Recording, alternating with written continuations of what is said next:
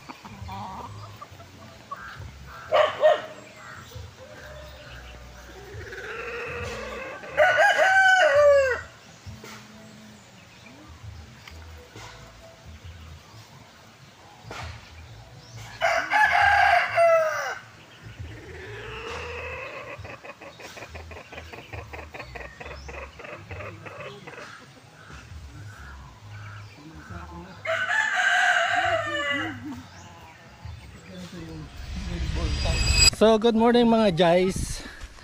Kami ni Sheila May. Si Sheila May ay nakasimangot. Ito ang ating daily routine kapag tayo nakabakasyon. Hi Sheila May. Hey Sheila May. Hey, harap sa camera. Simangot na utusan magwalis. So dahil taghangin na naman dito ay kami ay magkukan kami, magwawalis. Napakaraming patak ng dahon ng kung ano-anong dahon. At ito ang ating daily vlog. So let's gym muna tayo magdadamit para pag pinawisan eh hindi gitata ang katawan. So dito ako. Saan ka sila? May dyan ka? Dito ako sa akuan. So yan ang ating mga wawalisin. Madami tayong wawalisin.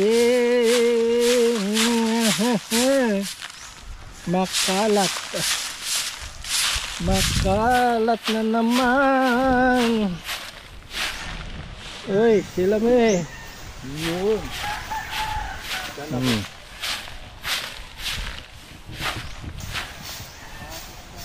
Ayun.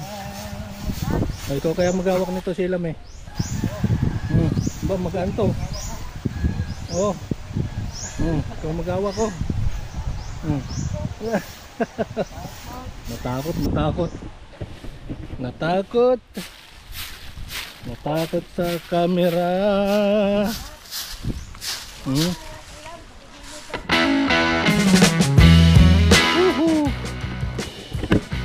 Pawisan na. Ayos to, papawis sa umaga. Ito ang ating Highview. Buhay probinsya. So yan, at tayo nagsisiga-siga na ng pinagwalisan. Umalis ka dyan, madarang. Yan, pausok. Pero ito sa ibang lugar ay pinagbabawal. Pero ito naman ay dahon. Wala naman tong plastic, kaya okay ra, papausok para mamunga yung aming pan. So yan, medyo malinis na. Ayos na. Malinis na ating kapaligiran.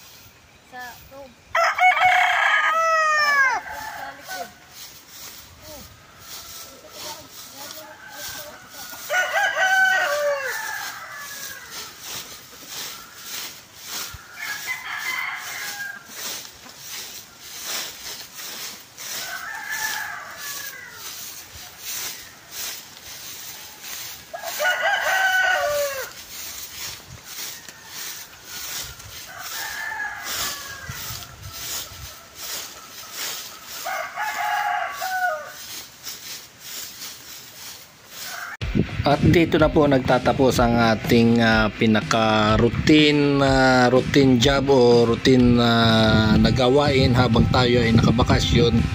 So yan mga guys, yung paglilinis ng harapan ay malaking bagay at malaking tulong na rin po yan at kahit papano yung ating kapaligiran ay magiging malinis.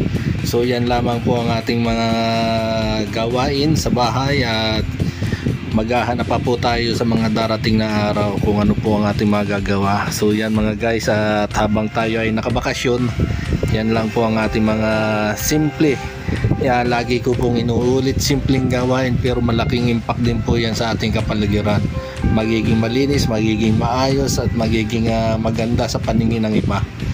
So ano pang ating gagawin? So ganyan lang po, at habang tayo ay nakabakasyon, mag-isip po tayo ng mga bagay na kapaki-pakinabang sa ating pamamahay upang sa ganon ay pagbalik po natin muli sa ibang bansa, at least kahit papano tayo ay may nagawa na maganda.